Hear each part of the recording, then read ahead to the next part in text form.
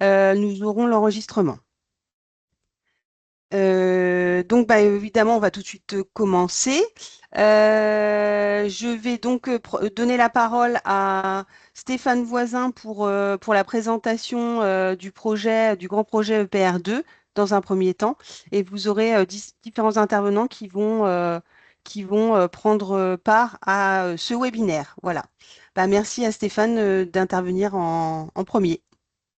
Merci Magali, merci, bonjour à tous et puis merci de vous être connectés pour cette présentation. Donc moi je suis Stéphane Voisin, je travaille pour EDF dans la mission Grand Chantier EPR de Gravelines. Et donc, je vais essayer de vous présenter notre projet en 5 minutes avec un slide. Bon, je pense que certains d'entre vous ont déjà eu de l'information à travers le débat public, à travers les différents événements auxquels on participe.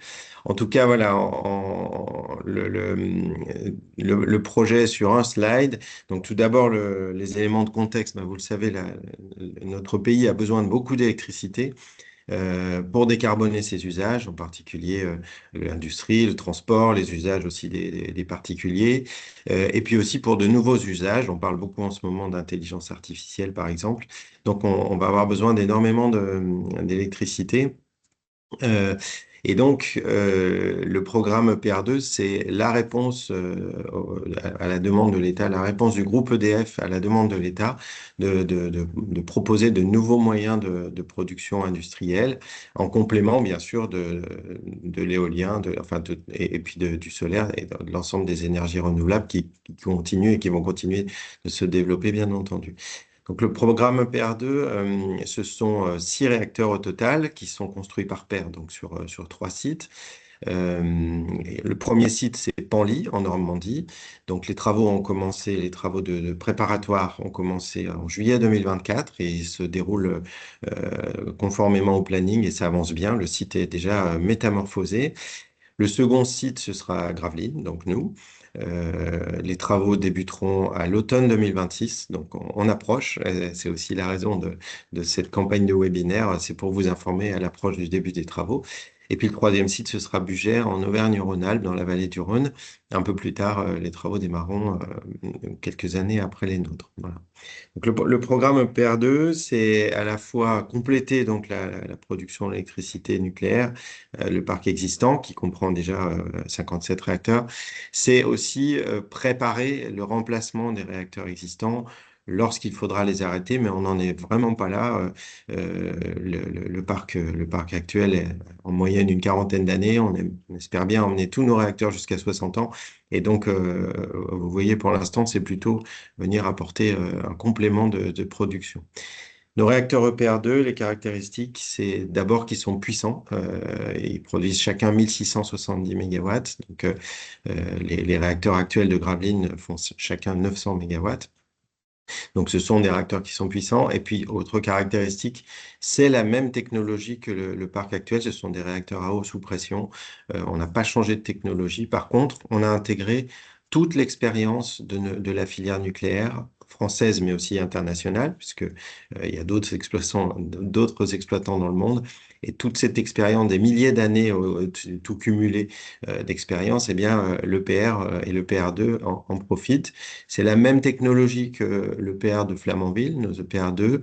Ce sont des réacteurs qui sont très performants. Les deux, alors l'EPR de Flamanville, pour l'instant, est à ses débuts, mais les deux EPR qui ont été construits en Chine sont parmi les plus performants du monde. Donc, on a repris ces performances et ce niveau de sûreté et niveau de production. Et puis, on a travaillé sur une simplification de la construction pour prendre en compte le retour d'expérience de Flamanville. Je n'ai pas le temps de vous raconter tous les déboires, mais vous les connaissez, tous les déboires qu'on a eus sur la construction, tout simplement parce qu'il y avait très longtemps qu'on n'avait pas construit de réacteur. Donc, on a simplifié le processus de construction et puis le déploiement par paire et en série, donc sur 6 réacteurs, va nous permettre aussi d'accumuler du savoir-faire, de l'expérience. Et quand je dis on, c'est EDF, mais c'est bien sûr toutes les entreprises de la filière, dont j'espère certains d'entre vous feront partie, ou font déjà partie, j'imagine, et ainsi réduire les délais de construction, maîtriser les coûts, parce qu'il n'y a pas de secret, hein, l'expérience rend plus performant. Et puis le choix de Gravelines, eh ben, tout d'abord, c'est un site nucléaire existant déjà. Le site est vraiment à proximité directe du CNPE. On est sur le GPMD, donc c'est un foncier qui est à vocation industrielle. On est au bord de la mer, qui est quand même une excellente source froide. Et puis, on a un territoire dunkerquois et les Hauts-de-France globalement, qui sont un territoire très dynamique, avec un fort besoin électrique, à la fois pour de nouveaux projets, mais aussi pour la décarbonation des sites existants. Et puis, je termine par ça, parce que aujourd'hui, ce matin, c'est ça le plus important, avec un tissu économique, un tissu industriel qui est très dynamique. Et donc, ça aussi, c'est un gage de réussite. Et c'est bien pour ça qu'on voulait vous parler et vous donner des explications ce matin. Voilà, je m'arrête là. Je crois que j'ai pas trop dépassé, enfin j'espère, mais en tout cas, je laisse la suite à mes collègues.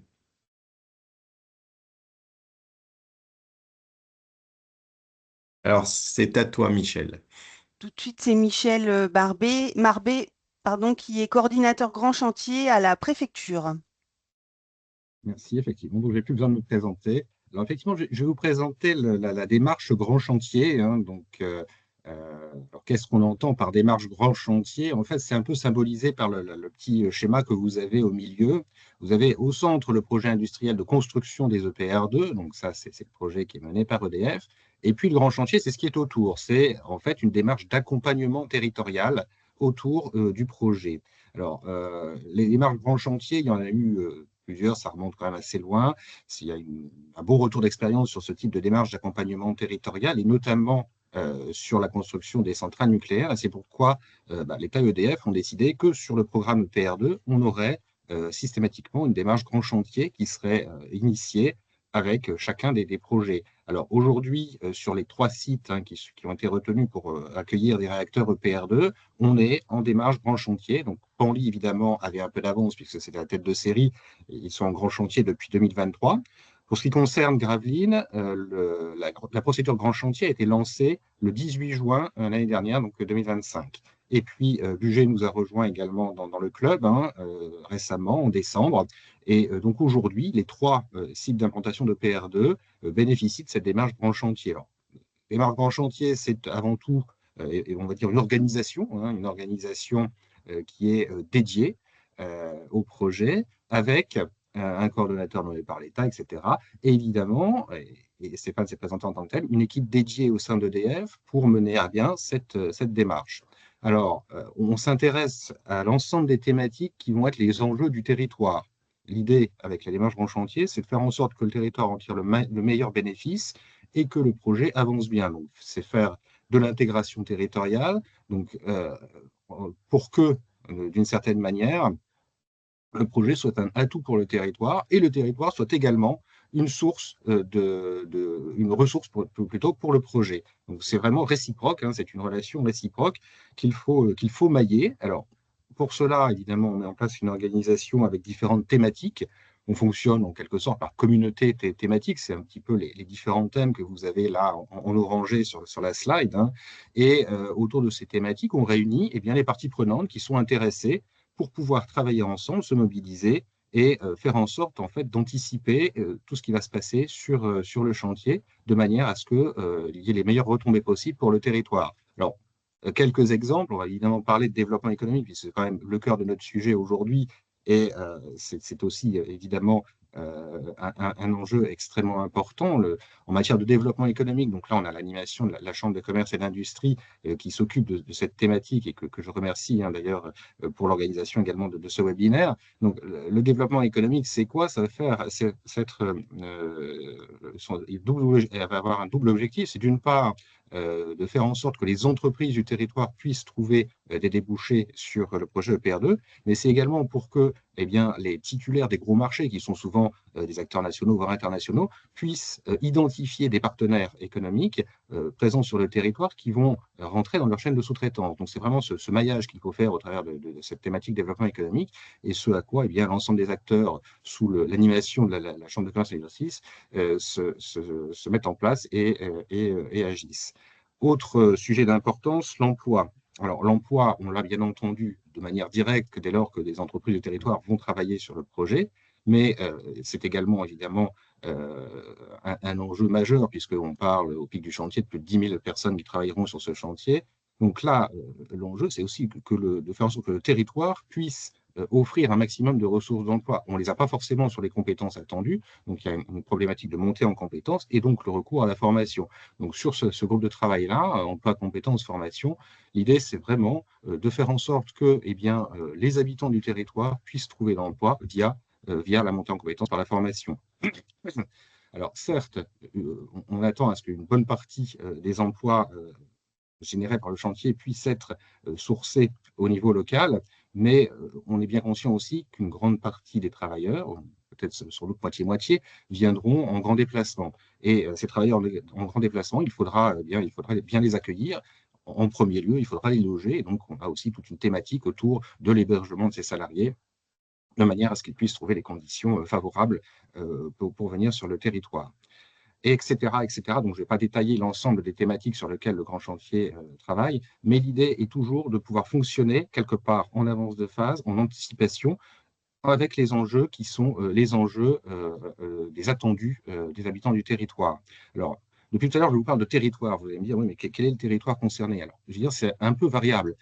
En première intention, c'est un peu la carte que vous avez en bas à droite, c'est, on va dire, d'est en ouest, de la frontière belge jusqu'à Boulogne à peu près, et puis en termes en intermédiaire, on va jusqu'à Hasbrook, jusqu'à Saint-Omer. Donc ça, on va dire, c'est vraiment le cœur de cible, mais selon les sujets, ce territoire pourrait être un peu plus large, parce qu'en termes de formation, on va aller chercher des ressources de formation qui peuvent être plus loin.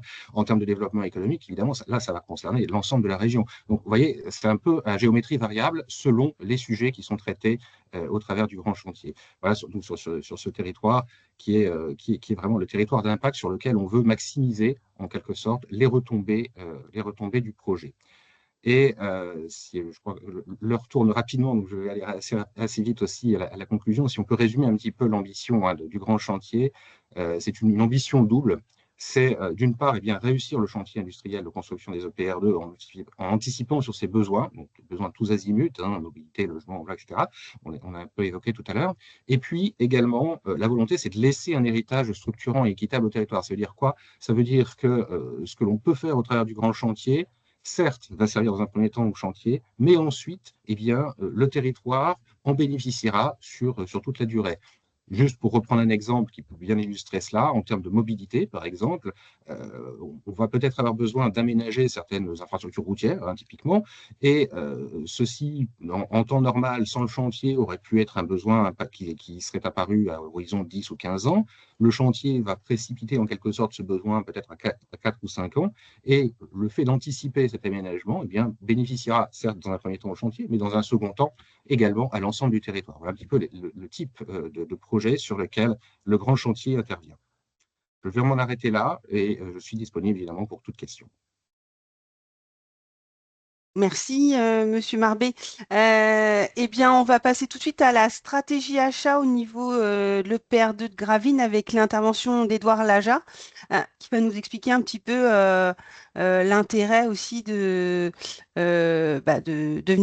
aussi chercher les entreprises présentes, évidemment, sur le territoire des Hauts-de-France.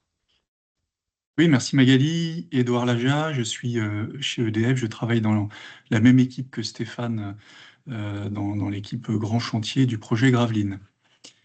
Alors, un des fondamentaux du programme industriel de PR2, qui est donc réparti par paire sur 3 sites, Panly, Gravelines et Bugey, c'est bien d'aller chercher la standardisation et le déploiement en série de ce modèle. Et du coup, le principe de la contractualisation des marchés du programme s'articule schématiquement autour de 2 grands axes. Des contrats programmes, qui sont valables pour les 3 sites EPR2, pour bénéficier au maximum de l'effet de série. Alors, ce sont essentiellement des marchés à visée nationale et internationale, en grande majorité pour des études et des approvisionnements d'équipements électromécaniques qui vont donc servir sur les 3 sites.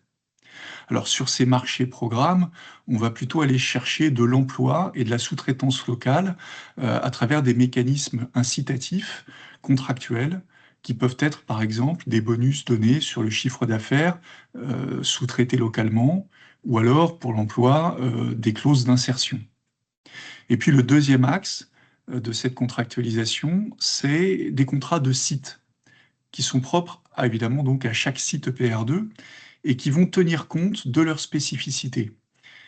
Ce sont essentiellement des marchés du coup à visée locale, plutôt de travaux, de services. Et dans ces contrats de site, la consultation d'entreprise locale est prioritaire. C'est vraiment ce qu'on vise. Et c'est tout ce qui est travaillé dans le GT développement économique de la démarche Grand Chantier. Alors, parmi les actions spécifiques que l'on a mises en avant pour favoriser l'ancrage territorial dans nos marchés, on peut citer, en fonction des différentes phases, plusieurs méthodes. La première, quand on est bien en amont dans nos réflexions stratégiques sur le lotissement d'un marché, on peut être amené à réaliser des pré-sourcings.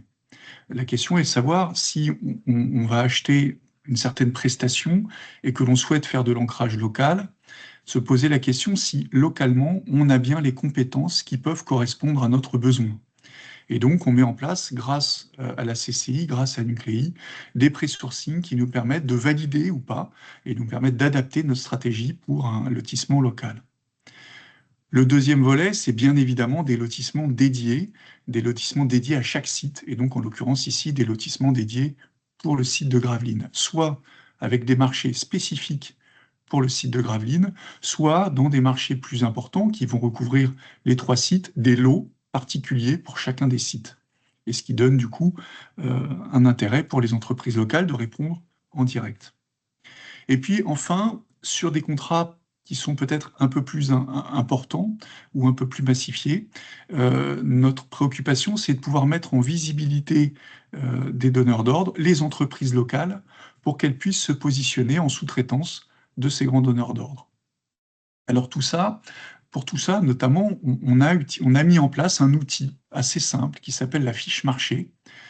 Magali, si tu peux, s'il te plaît, passer au slide suivant. Voilà. Alors, c'est écrit un petit peu petit, mais vous avez tous accès à la plateforme CCI Business Nucléaire et vous pourrez trouver ce type de fiches qui, finalement, sont un outil qui permettent d'informer et donner de la visibilité aux entreprises sur nos futurs marchés.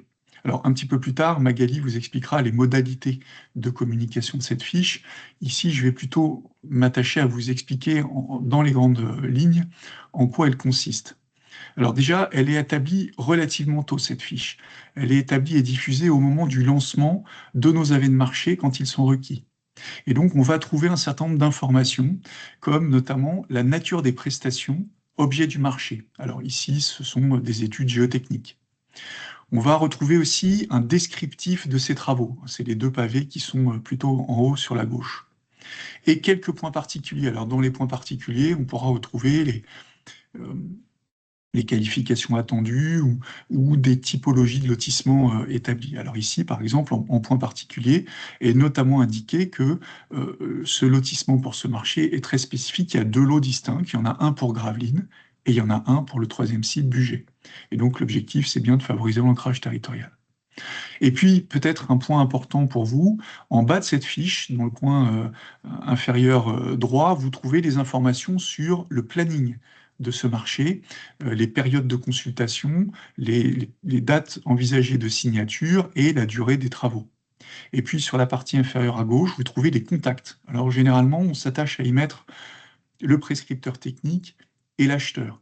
Et vous pouvez, du coup, en cas de questions particulières, contacter ces 2 personnes. Alors évidemment, on a un dispositif de consultation qui est assez strict, hein, et on utilise un portail achat chez EDF, mais ça vous permet de vous mettre en relation avec nos équipes pour pouvoir vous manifester sur ce type de marché. Voilà, j'ai terminé. Je vais passer la parole à Yannick Fouque, qui va vous présenter le groupe de travail développement économique. Bonjour à tous, donc je suis le responsable de l'agence CCI Littoral Hauts-de-France à Dunkerque. On a confié à la CCI Littoral l'animation du GT développement économique dont Michel a parlé dans le cadre du grand chantier. On a fait comment? On a mis autour de la table les différents acteurs économiques du territoire, comme vous pouvez voir sur la liste sur la gauche de l'écran. Donc, on a 1 à 2 représentants par entité qui viennent régulièrement sur des réunions sur une fréquence de 2 à 3 mois.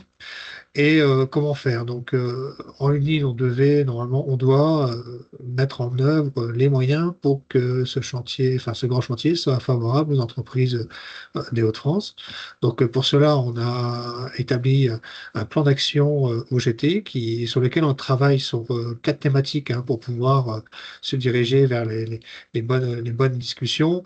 Donc, la première thématique, on travaille sur les mesures et l'indicateur. Il faut qu'on compte un peu ce retour économique sur le territoire. On va mettre en place des outils, par exemple sur les indicateurs, mettre en place un suivi des fiches marché, un indicateur et un peu le retour économique sur le territoire. Thématique numéro 2, on travaille aussi sur les outils de communication, comment parler des fiches marché, justement comme Edouard vient de l'évoquer, on a choisi EDF et on a choisi CCI Business qui est un premier point de sortie et de communication de la fiche marché. On pourrait élargir cette communication. On travaille avec tous les acteurs du territoire à mettre en place un logigramme de diffusion de ces fiches marché. On essaye autant que soit peu que le relais soit le plus important et le plus vaste possible pour toucher un maximum d'entreprises du territoire. Ensuite, la thématique 3, c'est les exigences chantier et les besoins de formation. C'est d'établir aussi tout un programme de webinaires. D'ailleurs, justement, c'est le premier d'une longue série qu'on va établir durant l'année. Et on vous remercie d'être présent. Et on vous expliquera aussi à la fin, vous aurez le programme des autres webinaires qui sont programmés. On va essayer de parler de différentes thématiques. Ça peut aussi bien, on parle des achats, on parle de sécurité, on parle de formation, de qualification aussi entreprise. Donc, vous verrez un peu, on va travailler sur chaque sujet avec l'intervention de différents experts lors de ces webinaires. Donc, et la quatrième thématique, c'est aussi la mise en place d'outils aussi pour les entreprises attributaires des marchés. Par exemple, on va mettre en place un questionnaire préalable aux attributaires de marché. On va les interroger pour définir leurs besoins de sous-traitance locale. Vous pensez bien que les attributaires de marché, les marchés sont très, très importants. Donc, il faudra faire appel à vous en tant qu'entreprise locale pour pouvoir les renforcer et de mener à bien ce chantier. Donc voilà. Donc c'est un travail qui se fait de façon collégiale. On essaie de faire en sorte qu'on mette chacun apporte son idée pour que on puisse faire au mieux, pour que les entreprises bénéficient au mieux de ce grand chantier, pour que on ait un retour économique important. Voilà. J'essaie d'être assez rapide parce que le temps passe. Donc voilà. Si vous avez des questions, on va passer en questions-réponses à la fin de la visio. Donc si vous avez des questions à ce sujet, je suis à votre disposition. Je vais laisser la parole maintenant à Philippe Postal, qui est notre représentant Nucléi. Donc Philippe, c'est à toi. Merci.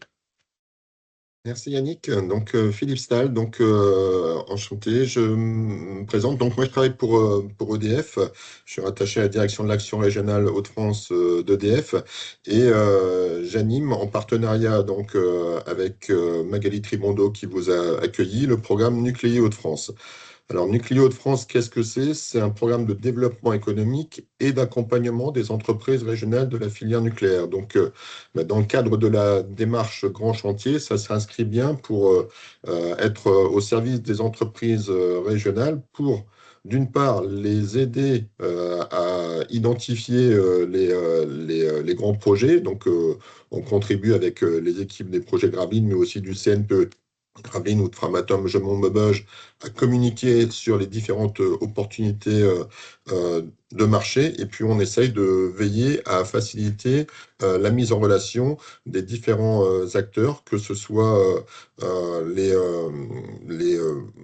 apporteurs d'affaires en fait en lien avec les entreprises du territoire et ça peut se faire par exemple via des rencontres B2B qu'on organise ou qui sont organisées par nos différents partenaires. On l'évoquera tout à l'heure peut-être dans le programme. Il y a des rencontres B2B qui seront programmées en mai-juin de cette année. Le deuxième gros objectif du programme, c'est d'accompagner les entreprises. En effet, dans le secteur nucléaire, Il y a différentes exigences particulières et l'idée, c'est de pouvoir aider les entreprises du territoire à comprendre ces exigences, à les hiérarchiser et puis à s'appuyer sur les organismes de formation, de certification les plus adaptés pour mener à bien leur développement. Et donc, on accompagne les entreprises dans ce sens. Pour mener ces différentes actions, donc je vous ai dit que le programme Nucléo de France, il était co-animé opérationnellement en partenariat CCIO de France et EDF, mais vous pouvez voir également dans le bandeau du bas, il y a différents autres acteurs qui sont également partenaires du programme et on s'appuie forcément sur ces différents partenaires pour nous aider. En particulier dans le secteur nucléaire, il y a également deux autres acteurs qui peuvent accompagner les entreprises. Le GIPNO, le groupement des industriels partenaires en Nord-Ouest, c'est une association qui accompagne en particulier les entreprises qui travaillent sur les sites en exploitation d'EDF, donc les CNPE, comme le CNPE de Gravelines par exemple. Et puis l'Université des métiers du nucléaire, c'est l'avant-dernier logo en partant de la droite, là. Et l'Université des métiers du nucléaire, c'est une association en fait, qui aide les entreprises de la filière nucléaire sur tous les volets attractivité, emploi et compétences. Et donc, l'idée, c'est d'avoir tout un pôle d'accompagnement des entreprises pour les aider à bien se positionner sur les différents marchés et comprendre les exigences particulières. Sur l'ensemble de la région, on compte plus de 380 entreprises qui travaillent dès à présent pour le secteur du nucléaire. Et l'idée, c'est bien qu'à travers le grand marché enfin, le grand chantier projet EPR de Gravelines, il y a des besoins complémentaires et l'idée, c'est de pouvoir accompagner ces entreprises dans leur développement et accompagner de nouvelles entreprises pour intégrer ce secteur d'activité. Pour communiquer sur les différentes modalités d'accès au marché, l'information sur les chantiers, etc., on s'appuie sur une plateforme qui est CCI Business. Et donc, je vais laisser la parole à Magali Tribondo pour vous présenter cette plateforme de la CCI. Merci. Ouais, donc CC Business, donc c'est un outil qui a été mis en place notamment par la CCI Normandie, mais où on a une plateforme dédiée CCI Hauts-de-France, où vous pouvez directement aller sur la communauté nucléaire. Et donc l'intérêt, évidemment, c'est un petit peu comme une vitrine, c'est-à-dire que vous pouvez communiquer sur vos savoir-faire via une fiche spécifique de présentation de votre entreprise et donc améliorer la visibilité de l'entreprise. Se référencer évidemment dans plusieurs communautés, dont le nucléaire, mais vous avez aussi une communauté dédiée à la sous-traitance, au projet Canal Seine-Nord Europe. Accéder à l'information. On met toute l'information liée au projet via une newsletter. Alors, évidemment, vous avez le fil de l'actualité, mais vous allez recevoir tous les vendredis, quand vous vous inscrivez directement, les informations via une newsletter qui est envoyée le vendredi. Et notamment aussi, vous allez y trouver, ils sont intégrés les fiches marché. Et puis, identifier les donneurs d'ordre, les partenaires potentiels. Et évidemment, tout ça, c'est un référencement gratuit. Je vous ai intégré directement le QR code, mais vous pouvez y aller en direct. Et du coup, vous avez la fiche marché que vous a donné Edouard tout à l'heure, qui est directement accessible via CC Business.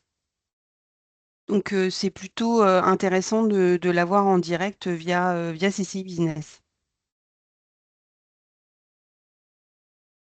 Donc voilà, ce qui est vraiment intéressant, c'est vraiment de vous inscrire rapidement pour avoir toutes les données, toutes les informations, et notamment les informations sur les prochains webinaires que l'on va organiser dans le cadre du GT.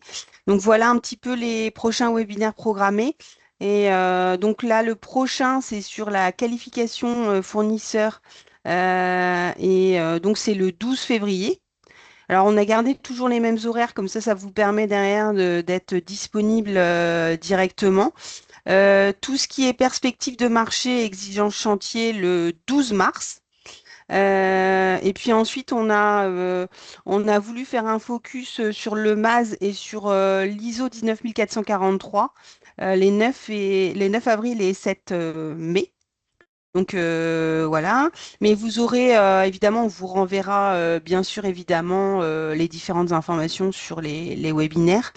Tout ce qui est, on va organiser une, euh,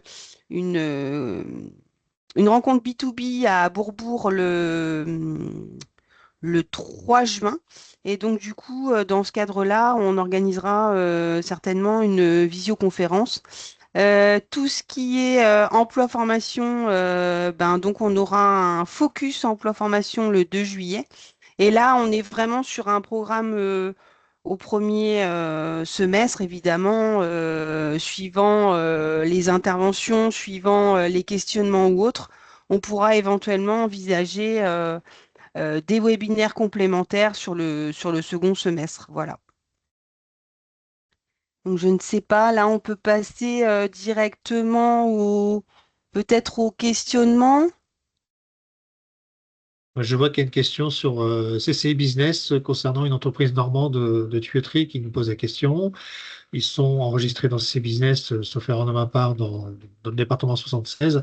Ils demandent s'ils peuvent créer un compte sur le business Hauts-de-France. Alors, dans l'immédiat, sauf erreur de ma part, je dirais non. Pourquoi? Parce que Mm. les entreprises ils sont enregistrés par numéro de SIRET. Donc, si votre numéro de SIRET correspond au département 76, votre fiche entreprise ne pourra qu'être identifiée que dans le 76. Bien entendu, vous avez accès aux fiches Aux marché informations, ouais. aux informations, ça n'enlève rien. Mm. Vous pouvez y aller directement sur CCO de France, directement pour consulter les fiches marché qui sont en parution via Nuclé. Bah, moi, je me permettrais d'ajouter que, en plus, nous, en tant que maître d'ouvrage du projet, on a tout intérêt à avoir enfin, vous l'avez compris, hein, l'effet de série et de capitalisation de l'expérience de construction, il est très important pour nous. Donc, on a tout intérêt à avoir des entreprises qui font les deux premiers sites, qui font la Normandie puis Gravelines ou l'inverse, et puis même, pourquoi pas Bugey, c'est même ce qu'on essaie de jouer. Donc, de toute façon, c'est vraiment dans l'intérêt de la réussite du projet d'avoir des entreprises qui vont s'intéresser à l'ensemble des sites, quoi. Voilà. C'est pas toujours possible, et c'est pas obligatoire, mais en tout cas, ça fait partie des principes de réussite. On demandait aussi, alors juste, c'est pour rebondir, il y avait une question sur le lien pour regarder le webinaire en replay.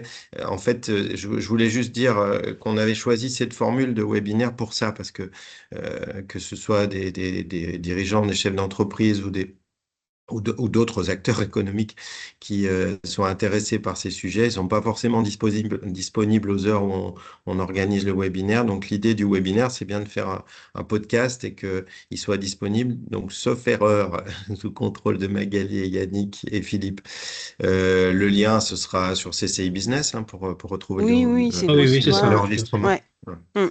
Oui, tout à fait. On avait aussi une question concernant les prérequis pour travailler Ouais. sur le projet par rapport aux différentes exigences. Je pense qu'il y a des prochains webinaires qui prévoient de parler de ces points-là. Est-ce qu'Edouard ou Stéphane, vous pouvez aussi nous donner un premier commentaire par rapport à ça? Ouais, Edouard, tu veux le faire ou je le fais? Alors, la question, elle est très, très, très complète, puisqu'il y a, en fait, il y a dans cette question, donc, il y a la question de l'ISO 19443, donc c'est la certification nouveau nucléaire. Est-ce qu'elle est requise pour travailler sur le projet? Donc, la réponse, c'est oui et non. Mais en tout cas, pas pour les travaux préparatoires. Elle va être requise surtout pour les rangs 1. Et vous avez compris dans ce qu'a présenté Edouard, la plupart des marchés programmes qui seront confiés à des entreprises, plutôt des majors dans chacun des domaines. Euh, Tout simplement parce que, par exemple, pour prendre les premiers travaux qui vont arriver, le génie civil, ce sont des travaux colossaux, gigantesques. Donc, il y a qu'une major du génie civil qui pourra le prendre. Donc, ce sont les rangs 1 qui devront être certifiés. Par contre, les rangs 1 s'engagent vis-à-vis de leurs sous-traitants. Et donc, la certification n'est pas demandée à tous les niveaux de sous-traitance. Donc ça, on fera un webinaire, vous l'avez dans le programme qui est sous vos yeux là, en mai sur ce sujet-là. On l'a pas mis trop vite parce qu'en fait, c'est pas une urgence. Et de toute façon, les travaux qui démarrent en 2026, ce ne sont pas des travaux de construction, ce sont des travaux préparatoires. Et c'est de ça qu'on va vous parler ils vont durer un certain temps, plusieurs années. Donc, on va commencer, on va faire dans l'ordre et les marchés qui vont être passés au départ seront sur ces travaux préparatoires. Donc, il n'y aura pas besoin de certification. J'en profite aussi, c'est pas cité, mais pour dire, il n'y aura pas besoin de qualification non plus dans un premier temps. Tant qu'on touche pas à une partie nucléaire de l'installation, eh bien, il n'y aura pas besoin de qualification. Alors attention, ça par contre, ça peut arriver assez vite parce qu'il y a une partie des VRD, une partie par exemple, le chenal et la construction de la station de pompage, c'est la source froide. Donc là, il y aura besoin de qualification spécifique. Pour se faire identifier, tous les moyens sont bons, mais on peut monter à bord de la filière nucléaire. Ça, c'est Philippe qui en parlera le mieux, en répondant à des appels d'offres sur la filière nucléaire, sur la production, en participant à des rencontres B2B pour rencontrer des rangs 1 ou rencontrer des donneurs d'ordre EDF. Bref, tous les moyens sont bons. On peut pas traiter dans, dans l'exhaustivité cette question ici, mais en tout cas, CCI Business, c'est le meilleur point d'entrée qu'on puisse donner aujourd'hui. Et puis, alors, sur le découpage des lots, donc là, c'est une entreprise de génie électrique. Là, on est un peu dans le détail. Moi, je vous invite aussi à suivre le webinaire 3, ça, c'est juste le programme du premier semestre, hein, qui se répétera, où justement nos collègues du chantier vont présenter les premiers marchés qui vont sortir ou qui sont en cours. Et on fera des rééditions, des remises à jour, bien sûr, puisque ces appels d'offres, ils vont se renouveler au fil de l'avancement des travaux et de la construction. Et donc là, je vous invite à participer, à suivre les fiches, évidemment, les publications sur CCI Business, mais aussi à suivre ces webinaires, puisque c'est là qu'on présentera à la fois les appels d'offres, le découpage en lots, etc. Voilà. Ce qu'on peut peut-être ajouter, c'est qu'effectivement, les grands donneurs d'ordre font aussi des fiches marché. Eiffage, par exemple, sur Panly, établit des fiches marché pour faire appel à sous-traitance sur son contrat.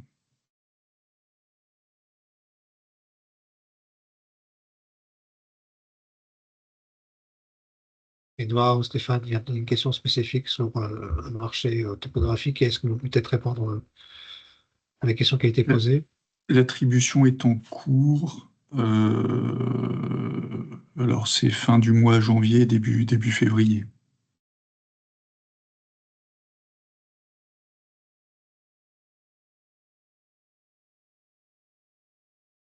Il y a une question ensuite sur le calendrier de communication sur les différents lots. Est-ce qu'il y a des périodes, est-ce qu'on peut donner des éléments? Est-ce qu'on renvoie uniquement au webinaire numéro 3 sur les exigences chantier? Je pense que les marchés sont publiés au fur et à mesure dans CCI Business, mais pour avoir une vision, je dirais un peu moyen terme, ce serait peut-être dans le cadre du webinaire numéro 3. Édouard et Stéphane.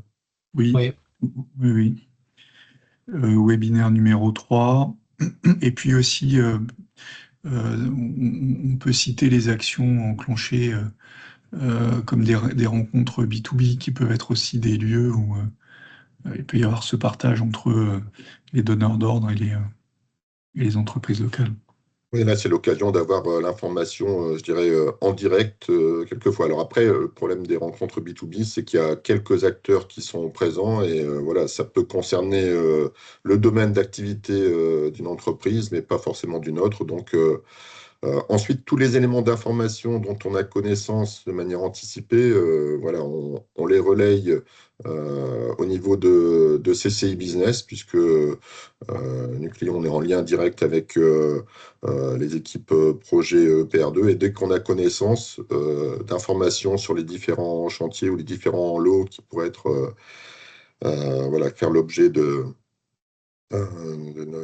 d'une fiche marché, ben là, on le communique via CCI Business.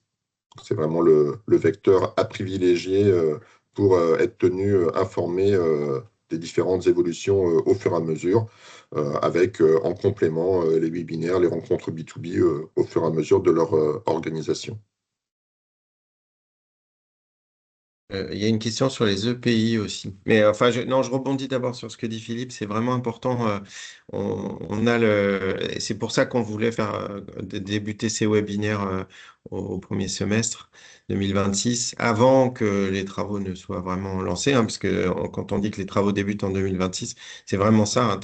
On est dans une phase encore d'autorisation. Et tant qu'on n'a pas l'autorisation environnementale qu'on attend au mois d'août, eh bien, on ne peut pas du tout faire de travaux sur le site. Donc, les travaux, il ne se passera rien avant, avant ce moment-là. Par contre, il nous semble que c'est vraiment le moment d'informer. Donc, on a déjà produit pas mal de fiches marché parce qu'il y a des marchés qui sont qui nécessitaient, qui avaient une longueur, enfin une durée d'appel d'offres qui était relativement longue. Donc, enfin, vraiment, j'insiste au risque d'être lourd, CCI Business, c'est vraiment l'outil pour s'informer. Et puis évidemment, après, la rencontre B2B, bah, c'est one shot, c'est une réunion. L'an dernier, c'était très réussi. Il y avait énormément de participants, 150, je crois, entreprises. Voilà, donc il faut vraiment utiliser ces moyens qu'on met à votre disposition. Et les webinaires sont là pour vous y inviter et vous expliquer ce qu'on a prévu. Les webinaires, ils sont aussi là pour écouter vos suggestions d'amélioration, bien entendu, hein. On a fait un programme a priori avec les questions qu'on a reçues depuis plus de 2 ans que notre équipe est en place. Évidemment, la suite du programme, on le fera aussi avec l'avis des participants, des entreprises en fonction des besoins. Mais là, vous avez vraiment sur les 7 premiers, on a réussi à faire un programme qui concentre à peu près les réponses à toutes les questions qu'on a entendues. Et j'en viens aux EPI. Juste pour répondre à cette question, et je ne pense pas qu'il soit prévu une standardisation des EPI en termes de tenue. Alors bon, la tenue orange, haute visibilité, c'est comme sur tous les chantiers de travaux publics, elle est de rigueur, bien sûr. Par contre, bah, aujourd'hui, le contrat de génie civil, par exemple, il n'est pas passé pour Gravelines. Bon, si vous allez à Panly, vous avez des tenues FH partout. C'est pas forcément FH qui construira Gravelines. Donc, en termes de logo, de coloris, ben, cette standardisation n'est pas prévue. Par contre, bien entendu, sur la nature des EPI qui sont obligatoires en fonction des phases de chantier et en fonction des lieux sur le site, bien sûr qu'il y a une standardisation puisque, encore une fois, on va faire 3 fois les mêmes chantiers à Panly, à Gravelines et à Bugey. Juste un petit complément, puisqu'on a évoqué à plusieurs reprises les rencontres B2B, l'industrie, qui sont organisées par la CCI Littoral Hauts-de-France le 3 juin prochain. Il faut savoir que on a évoqué cette perspective-là dans le temps, mais les inscriptions ne sont pas encore ouvertes et toutes les informations sur la manifestation et le lien d'inscription seront publiées via CCI Business en temps et en heure, probablement pour une manifestation en juin, courant avril ou début mai.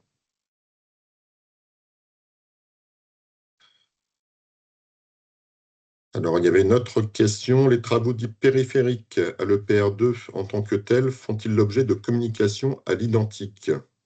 Ah oui. Alors, ça dépend ce qu'on appelle périphérique. Si on parle de tout ce qui est aménagement du site, préparation, base vie, clôture, enfin je vais citer plein de trucs, je vais en oublier plein aussi, mais restauration, qu'est-ce que je peux dire d'autre? Les VRD de la zone chantier, etc. Oui. Bah, d'ailleurs, ce sont ces marchés-là qui sont découpés de façon à ce que les entreprises locales puissent y prétendre. Parce que, évidemment, que le béton de l'îlot nucléaire, ça, c'est un peu gros. Mais ou la construction de la cuve ou de la turbine, on sait que c'est Framatome et Arabelle Solutions qui les font. Donc, les équipements sont standardisés, les marchés sont en programme, comme l'a expliqué Edouard. Par contre, donc les travaux périphériques en termes d'aménagement du site et qui peuvent être découpés, oui, et ils font l'objet de communication à l'identique. Je dirais même qu'on les soigne tout particulièrement parce que c'est ceux-là qui peuvent intéresser les entreprises locales en direct. Sachant que, comme l'a dit Edouard aussi, les rangs 1 vont chercher des partenaires locaux, donc la voie de la sous-traitance est très très importante également, et on les incite bien sûr à rencontrer les entreprises locales. Et après, périphérique, ça peut être aussi les travaux dont a parlé Michel, dans le cadre du grand chantier, où là on est plutôt sur l'aménagement du territoire, l'aménagement des routes, du port par exemple. On sait il y aura des évolutions à faire, etc. Oui, donc là, non, on passera pas par CCI Business, en tout cas pas dans le cadre de PR2, parce que ce sont des travaux qui seront pas de maîtrise d'ouvrage EDF. Et donc c'est pas, alors peut-être que je pense que c'est pas le cas, mais peut-être que le port, par exemple, ou une collectivité demandera à la CCI de l'accompagner et d'utiliser CCI Business, mais je pense pas. Ce sont des marchés publics qui seront passés pour la plupart. Donc, si le périphérique, c'est ce périphérique-là, alors non, ça passera pas dans le cadre de CCI Business. Et après, en termes de communication, on peut pas communiquer, nous, EDF, sur des marchés dont on n'est pas pilote et maître d'ouvrage, quoi. Voilà. Mais je pense que le Merci. sujet était plutôt sur l'aménagement du site, d'après le cœur qui a été mis quand j'ai répondu.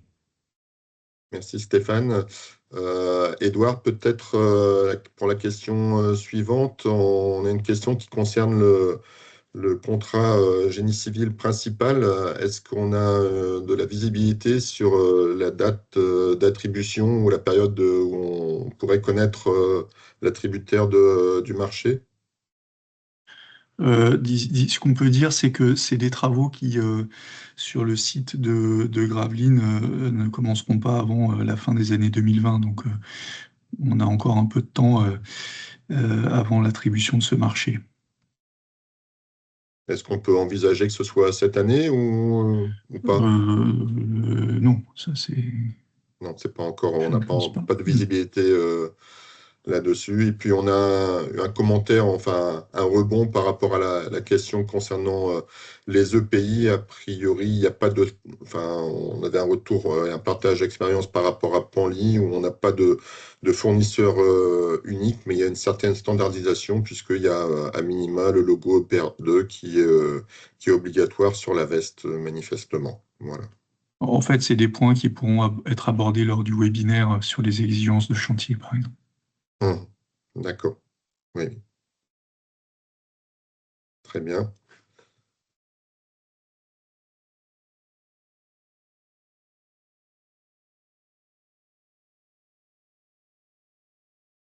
Alors, une autre entreprise qui nous demande les opportunités concrètes pour une entreprise de génie électrique.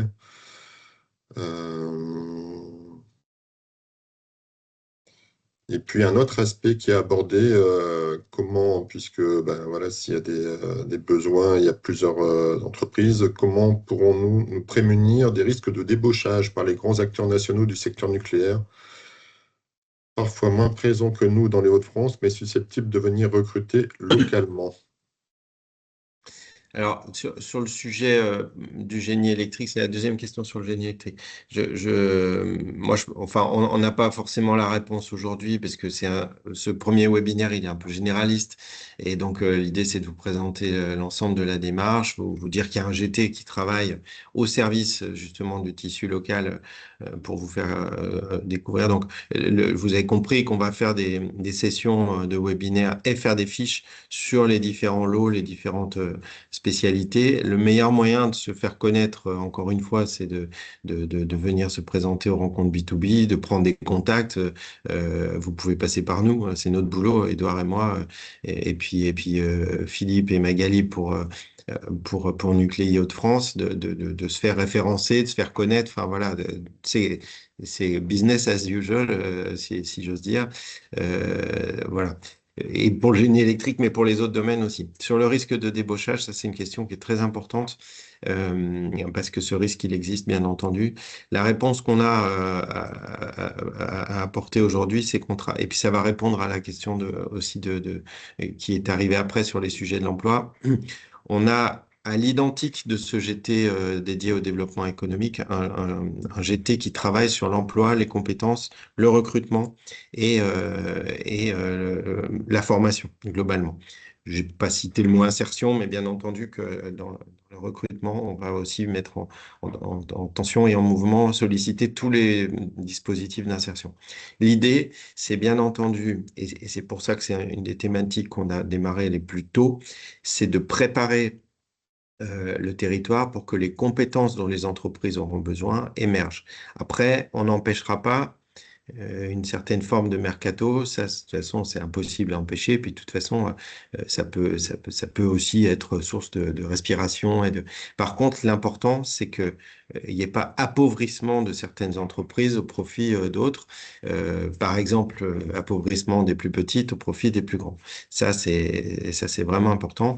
Donc, le challenge, il est de travailler sur l'attractivité déjà des métiers de l'industrie et en particulier vis-à-vis de notre chantier. Mais sachez qu'on travaille aussi de façon très rapprochée avec le Canal Seine-Nord, qui est un autre grand chantier qui a besoin de beaucoup de compétences dans les travaux publics et le génie civil. Donc, plutôt que se mettre en situation de concurrence, on travaille ensemble. On réfléchit à la façon, déjà, dont nos plannings peuvent s'articuler.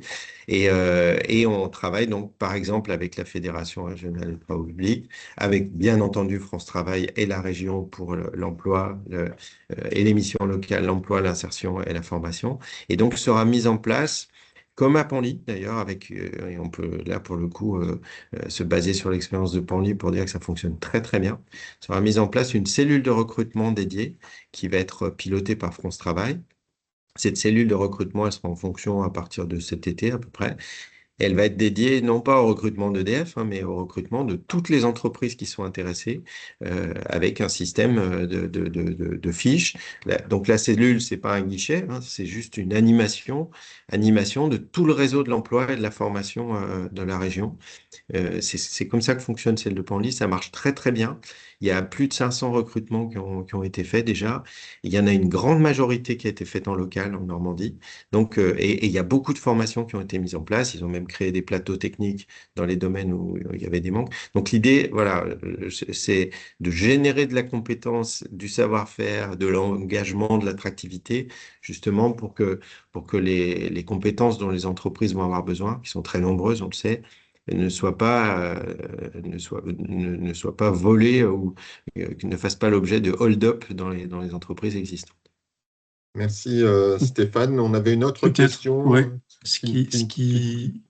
Ouais, Philippe, excuse-moi, juste pour rebondir, puis sur en fait, peut-être que ce qu'on aurait pu préciser, c'est les différentes phases du projet, parce qu'il y a beaucoup de questions qui tournent autour des travaux de montage électromécanique qui vont plutôt arriver plus tard, en fait, dans notre phase aujourd'hui.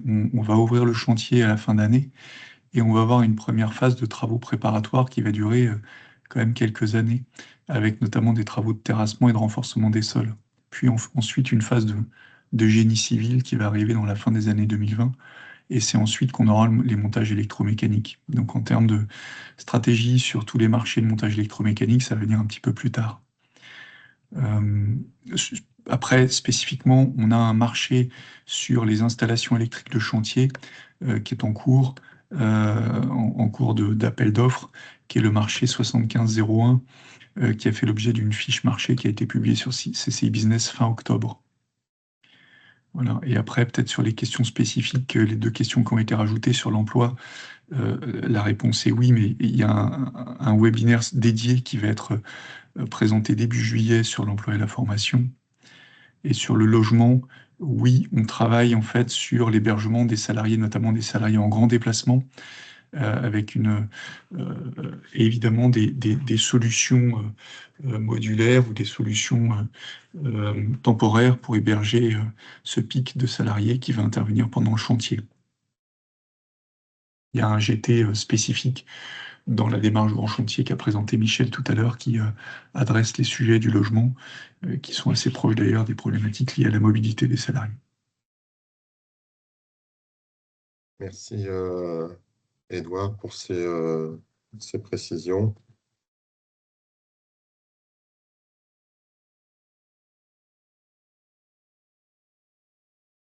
Pas d'autres questions. Alors, ce qu'on peut peut-être évoquer, c'est que voilà, on vous a présenté le programme des prochains webinaires. Les inscriptions sont dès à présent ouvertes pour le webinaire numéro 2, la qualification fournisseur EDF. Et par contre, pour les suivants, ce n'est pas encore le cas. Et ben, ça sera dès que, environ un mois avant le webinaire, nous ouvrirons les inscriptions et ça fera l'objet d'articles et de relais via CCI Business, comme pour toutes les autres activités en lien avec le secteur nucléaire en général et les autres, voilà, pour les manifestations, les rencontres B2B qu'on évoquait tout à l'heure ou les autres informations en lien avec le CNPE de Gravelines ou Framatome, Je m'en Maubeuge, par exemple.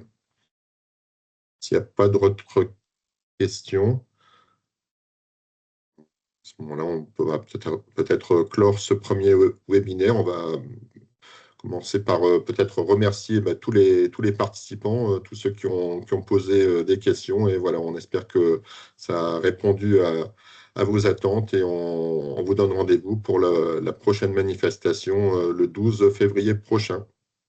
Bonne journée à tous et à Bonne journée bientôt. à tous, Au revoir. merci. Merci. Au revoir. Bonne journée, merci beaucoup. N'hésitez pas à nous donner votre avis aussi dans le fil de la conversation. Merci.